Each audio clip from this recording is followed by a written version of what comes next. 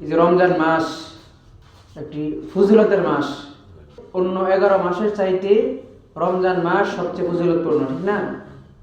আচ্ছা, এই যে রমজান মাস ফজিলতপূর্ণ মাস, উত্তম মাস অন্য 11 মাস থেকে কেন ফজিলতপূর্ণ? কারণ রমজান এমন একটি মাস যে মাসে কোরআন নাজিল হয়েছে। এই কোরআন নাজিল হওয়ার কারণে এই মাসের মর্যাদা মহত্ব বেড়ে গিয়েছে। আল্লাহ পাক রব্বুল আলামিন কোরআন পাকের মধ্যে বলতেছেন, শাহরু রমাদানাল্লাযী উনজিলা ফীহিল কুরআন। রমজান মাস এমন একটি মাস যে মাসে কোরআনকে নাজিল করা হয়েছে। তো এই কোরআন নাজিল হওয়ার কারণে এই রমজান মাসের মর্যাদা অন্য 11 মাস থেকে বেড়ে গিয়েছে। কোরআন এমন একটি গ্রন্থ,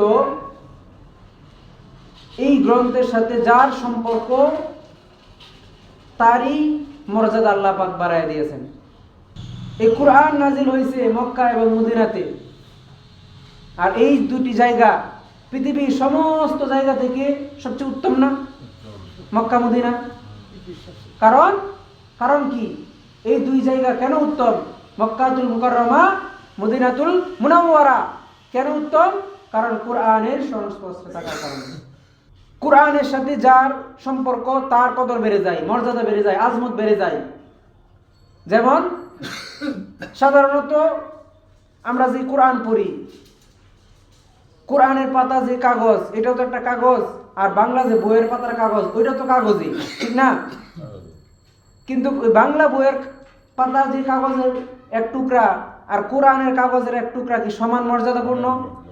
যদি রাস্তার মধ্যে আমরা স্বাভাবিকভাবে যদি দেখি, দেন বাংলা বইয়ের খাতা একটা বই রয়েছে কাগজ, আমরা ছায়াও দেখি না, পাল্লা পাড়া দেয় তুই যাই লাত্তি দিয়ে সরাইয়া।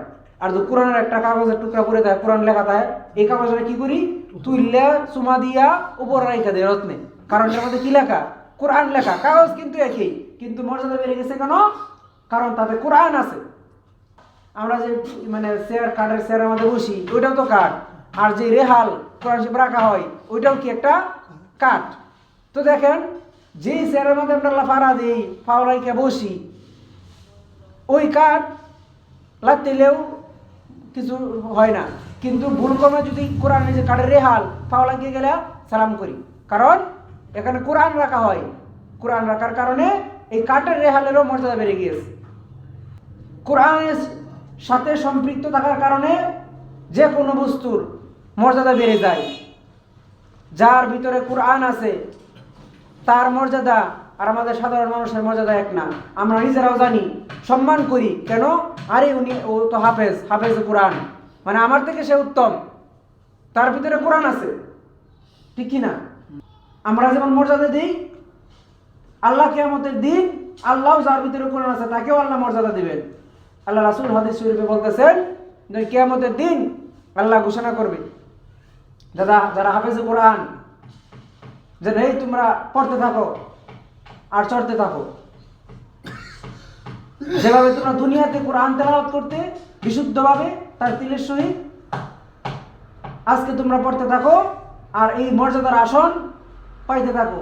যে যে জায়গা গিয়ে শেষ করবে তার পড়া, তার মর্যাদা ততটুকু উপরে আল্লাহ পৌঁছায় দিবেন। যে কোরআন পড়লে, এক হরফ পড়লে 10 নেকি।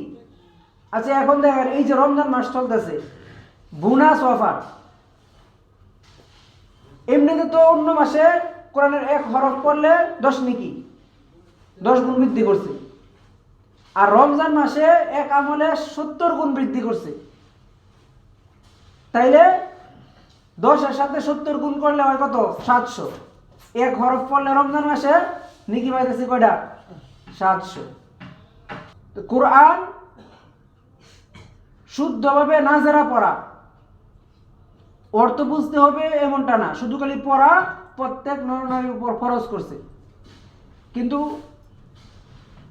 তাফসীর করা, অর্থ বুঝা, এটি কিন্তু ফরজে কিফায়া, সবার জন্য ফরজ না। আপনি যদি অর্থ বুঝতে পারেন ভালো, আলহামদুলিল্লাহ। না বুঝতে পারলেও অত্যন্ত কোরআনটা যেন দেখে দেখে পড়তে পারি, এরকমটা সবার জন্য কি ফরজে আইন।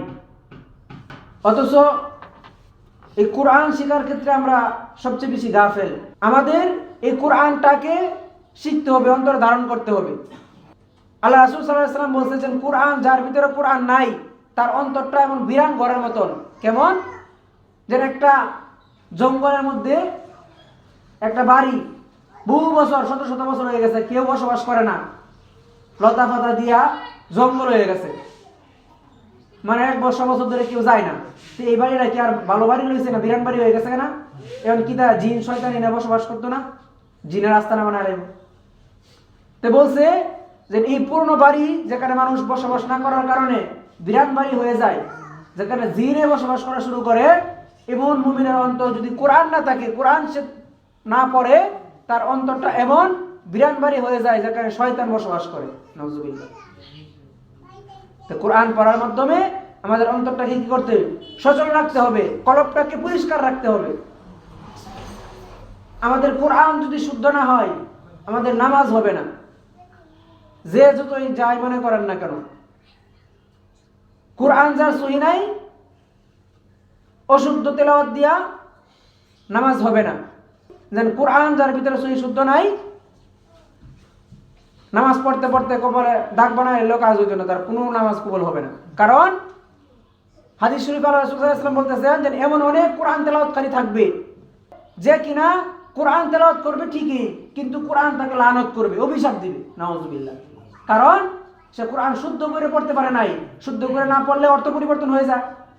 আপনি যদি ভুল পড়েন, অশুদ্ধ পড়েন, অর্থের কিন্তু পরিবর্তন হয়ে যায়। অর্থের পরিবর্তন হইলে তো আল্লাহ এই লানত না দিবে। সাধারণত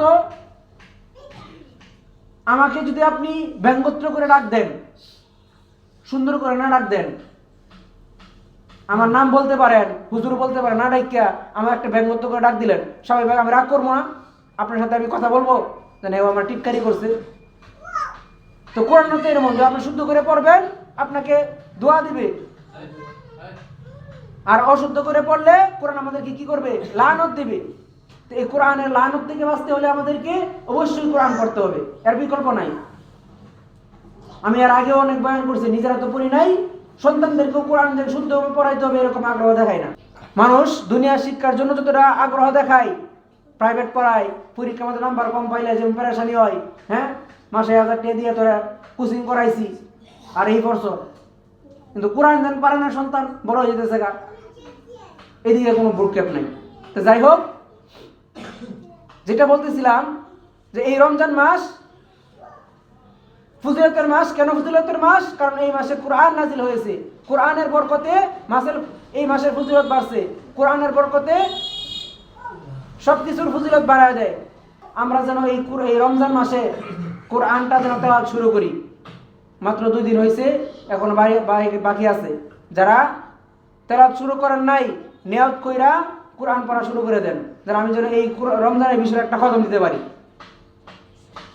আর যারা পারেন না, অত্যন্ত চেষ্টা করেন যেন আমি যেন রমজানের ভিতরে কোরআনটা যেন শিখতে পারি সহি শুদ্ধভাবে। আল্লাহ পাক রব্বুল আলামিন যে কথাগুলো বললাম, আমাদের সবাইকে কোরআন সহি শুদ্ধভাবে শেখার তৌফিক দান করেন, সকলে বলে আমিন। এই কোরআন অনুযায়ী জীবনকে পরিচালনা করার তৌফিক দান করেন, সকলে বলে আমিন। ওয়া আখিরু দাওয়ানা আলহামদুলিল্লাহি রাব্বিল আলামিন।